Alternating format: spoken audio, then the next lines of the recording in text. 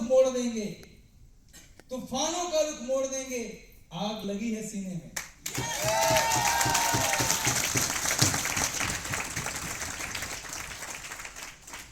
तो जिनको अपनी सोच से, सपनों से प्यार होता है, उनके सीने जल रहे होते हैं और वो कभी किसी चीज से घबराते नहीं है। Yes sir.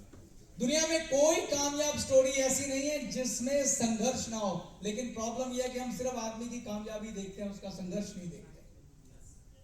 ऐसा कुछ भी आपके जीवन में नहीं हो रहा जो किसी भी कामयाब नेटवर्कर ने ना सहा हो। वो योद्धा था इसीलिए यहां पहुंचा, बाकी लोग छोड़ देते।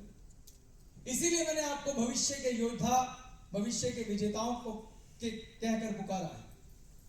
बिना योद्धा हुए आप अपने सपने पूरे नहीं कर सकते। मैं आपको एक छोटी सी स्टोरी सुनाता हूं। एक लड़का था, गरीब घर का बच्चा, पापा लोहार, साइकिल की रिपेयर करने की दुकान। 1906 की बात है ये। 16 साल की उम्र में पढ़ाई छोड़ दी, एक कंपनी, कार कंपनी में मैकेनिक की नौकरी करने के लिए चला गया। वहां जाके कार मैकेनिक का काम सीखा। 28 साल की एज में नौकरी छोड़ के घर आया और उसके मन में पहली चीज क्या आई? एक बड़ी सोच कि मुझे कुछ बड़ा करना है, बहुत हो गई नौकरी। वो नौकरी में काफी अच्छा कर रहा था, उसे ब्रांच का हेड बना दिया गया था, लेकिन फिर भी वो 28 साल की एज में नौकरी छोड़कर आ गया। प्रभु कृपा से उसके दिमाग में जो पहली चीज आई वो थी एक बड़ी सोच कि मुझे जीवन में कुछ करना है। इसलिए उसने जोखिम उठाया और नौकरी छोड़ के घर आ गया। घर आकर उसने सोचा मुझे अपना काम करना है। उसने एक छोटी सी फैक्ट्री लगाई, जो भी उसने जोड़े पैसे उससे एक फैक्ट्री लगाई और उसने कार में लगने वाले पिस्टन रिंग की मैन्युफैक्चरिंग करी। उसने पिस्टन रिंग बनाए और उसके बाद वो बड़ी बड़ी कार कंपनियों के दरवाजों पे गया कि आप अपनी कार में लगाने के लिए मेरा पिस्टन रिंग इस्तेमाल कर लीजिए। मगर इतने दरवाजे खटखटाने के बाद भी उसको सिर्फ ना ही मिली। फाइनली एक बड़ी कंपनी से उसका पिस्टन रिंग का करार हुआ। उसी समय उसका एक्सीडेंट हो गया और वो 3 महीने के लिए हॉस्पिटल चला गया। उस कंपनी ने जब उस पिस्टन रिंग को क्वालिटी चेक में डाला तो वो रिजेक्ट हो गया और वो 3 महीने जो हॉस्पिटल में रहा उसमें उसकी पूरी कंपनी, फैक्ट्री सब डूब गई और सब कुछ खत्म हो गया। मगर वो योद्धा था, उसने हार नहीं मानी। उसने फिर से जुगाड़बाजी कर कर एक फैक्ट्री डाली, फिर से पिस्टन रिंग की फैक्ट्री बनाई। इस बार उसने क्वालिटी बेहतर करी, बहुत मेहनत करी। इस बार एक बेटर पिस्टन रिंग बनाया और फिर से वो बहुत सारी कार कंपनियों के दरवाजे खटखटाने लगा कि मेरा पिस्टन रिंग ले लो।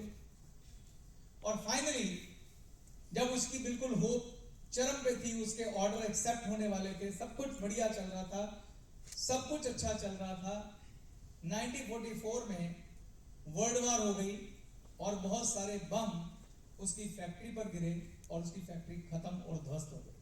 वो फिर से सड़क पे आ गया। ये दोस्तों कहानी जापान की है। वर्ल्ड वॉर में जापान की हार हुई थी। इस वजह से जापान की इकोनॉमी बुरी तरह से गिर गई थी और लोगों के पास पैसे नहीं थे। लोगों ने साइकिलों पे चलना शुरू कर दिया, कार स्कूटर सब छोड़ दिए। जब गरीबी आती है तो ऐसा ही होता है। साइचिरो नाम था इस व्यक्ति का। जब उसने ये देखा कि लोग साइकिलों पे आ रहे हैं तो उसके दिमाग में एक आइडिया आया। उसने एक छोटा सा इंजन बनाया और उस इंजन को साइकिल पे फिट कर दिया, जिससे साइकिल इंजन के साथ चलने लगी। और ये आइडिया उसके अड़ोस पड़ोस के लोगों को बहुत पसंद आया और इस मोटर वाली साइकिल को लोगों ने उससे खरीदना शुरू किया और ये पहली अनऑर्गेनाइज या आप कह सकते हैं कि अनप्रोफेशनल मोटर वाली साइकिल यानी मोटरसाइकिल बनी। जब उसकी साइकिलें बिकने लगी तो उसने उसको और बेहतर किया और उसने पहली बाइक बनाई, यानी कि एक्चुअल मोटरसाइकिल, प्रोफेशनल मोटरसाइकिल, जिसका नाम रखा सुपर कप। और सुपर कप जो है वो बिकनी शुरू हुई और इतनी डिमांड बढ़ गई कि सिर्फ 10 सालों के अंदर अंदर 10 लाख मोटरसाइकिल पर मंथ उसके यहां बन रही थी। और जब मोटरसाइकिलों में वो सुपर हिट हुआ तो उसने कारों में कदम रखा, उसने और बड़ी फैक्ट्री बनाई, कारें बननी शुरू हो गई। 1991 में 1991 में इस महानायक ने इस दुनिया को अलविदा कह दिया, मगर आज उसका लगाया हुआ वो पेड़ वर्ल्ड के टॉप 10 ब्रांड में आता है। और उस ब्रांड को आप बहुत अच्छे से जानते हैं, उस ब्रांड का नाम है होंडा। और उस आदमी का पूरा नाम है साइचिरो होंडा। तो होंडा के फाउंडर मेंबर की कहानी है। गरीब घर का बच्चा, झोपड़ी में रहने वाला, गांव का बच्चा, लोहार का बच्चा, साइकिल रिपेयर करने वाले का बच्चा। क्या था उसके पास? सिर्फ एक चीज। सबसे पहले उसने किया, 28 साल की उम्र में उसने अपने दिमाग की जंजीरों को तोड़ा और सबसे पहला काम किया, उसने बड़ा सोचा कि मेरा अपना काम होना चाहिए। दूसरा उसने जो काम किया वो एक योद्धा था जो लगातार लड़ता रहा, बार बार लड़ता रहा, बार बार गिरा और बार बार उठा। तो दोस्तों दूसरी चीज ये कि आप अपनी सोच से प्यार करिए और उसमें विश्वास करिए। आपको अड़ोसी पड़ोसी का विश्वास उधार लेने की जरूरत नहीं है। आपकी सोच आपकी है और अमीर भी आप ही बनेंगे, पड़ोसी साथ नहीं बनेगा।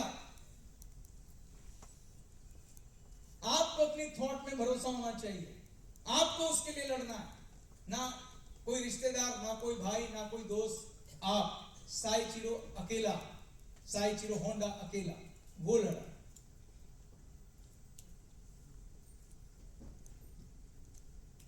तो आओ मेरे साथ मिलके हम सब एक साथ एक सुनहरा भविष्य देखें, मिलके एक ग्रेट टीम की तरह, एक कमाल की टीम की तरह, जहां यहां बैठा एक एक व्यक्ति आज जो सोच लिखी है उसे पूरा करेगा। ये कंपनी नंबर 1 बनेगी। इसका एक एक डिस्ट्रीब्यूटर अपने जीवन में वो सब हासिल करेगा जो करना चाहेगा, और वो भी एक हाथ में परमार्थ और एक हाथ में स्वार्थ लेकर। Yes sir. क्या आप मेरे साथ हैं? Yes sir. Thank you.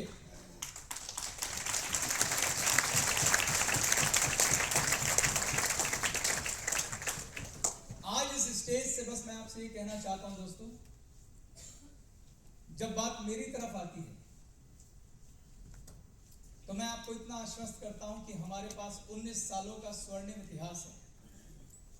यह कंपनी बहुत सारे सुरक्षित हाथों में और आपका भविष्य भी। अगर आप कंपनी की छोटी सी जर्नी को देखेंगे तो आपको समझ में आएगा कि यह कंपनी योद्धाओं से भरी पड़ी है। एक अकेले योद्धा ने पूरी होंडा खड़ी कर दी, यहां तो पता नहीं कितने योद्धा बैठे हुए हैं और सबके सब डेडिकेटेड हैं। तो बहुत स्वर्णिम भविष्य है इसका।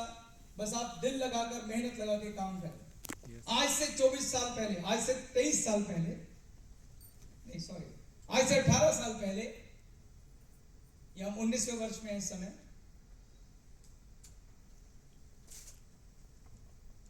हमारी कंपनी की नींव रखी गई थी। और जब नींव रखी है वो साथी 24 साल पुराने साथी, मैं और मेरा दोस्त Sanjeev Chhibber,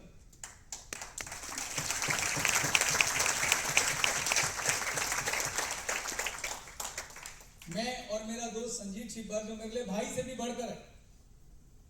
I can say he is brother from another mother. जो भाई दूसरी माँ के घर पैदा हो जाता है गलती से। हम लोग 1998 के साथी हैं और 2003 में जब हमने ग्लेज की नींव रखी एज ए फाउंडिंग मेंबर, तो उस समय हमने भी कुछ बड़ा सोचा था और दिल से सोचा था। और जब आप बड़ा सोचते हैं तो ईश्वर भी आपका साथ देता है। तो जब हम दोनों ने इस कंपनी की नींव रखी तो हमारे और जो करीब के हृदय के साथी थे वो भी साथ आए कि हम साथ हैं। उनमें मेरा एक जिगर का टुकड़ा सरबजीत भी है जो यहां बीच बैठा है।